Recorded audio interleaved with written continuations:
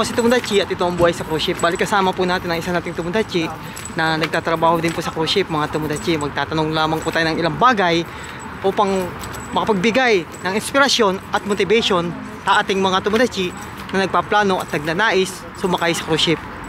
Tomodachi, anong pangalan mo, Tomodachi? Hello po, good evening. Ako pala si Butch. Pag sa Japanese, ang tawag na sa akin, Butchi. Ayan, bali si Butchi po ay nagtatrabaho rin po sa isang Japanese vessel. Bali, isang waiter po siya sa barko, mga Tomodachi. Matagal ka na ba yung nagtatrabaho sa sa barko? Mga 5 years na rin, pero nung simula akong nagtrabaho talaga sa waiter is 13 years na po akong waiter. O yan, mga 13 years na po siya nagwi-waiter, mga Tomodachi.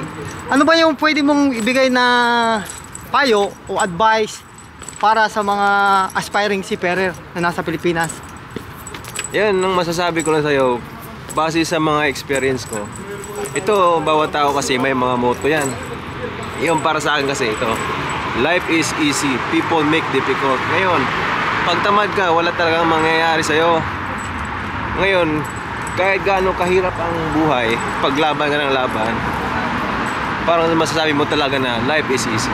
Ayun. Beginners ka talaga, talagang duguan yung mga requirements natin.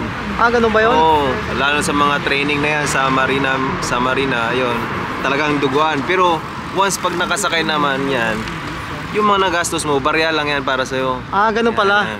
Ibig sabihin, sa una lang pala talaga mabigat na kumuha ng mga certificate sa mga Tomodachi. Yes po, mga ka-Tomodachi. Hello po sa inyo. Shout out sa ating Tomodachi na si Bena. Yan, isa rin po siya na nagtatrabaho sa cruise ship, mga Tomodachi. Mali, Bena, ano ba yung pwede mong ibigay na payo, advice sa mga aspiring seafarer sa Pilipinas? Sa mga aspiring seafarers po dyan sa Pilipinas, laban lang po. Ano ba yung kailangan nilang dalhin o baunin sa pagsampa sa cruise ship? Mahabang pasensya. O, kita nyo?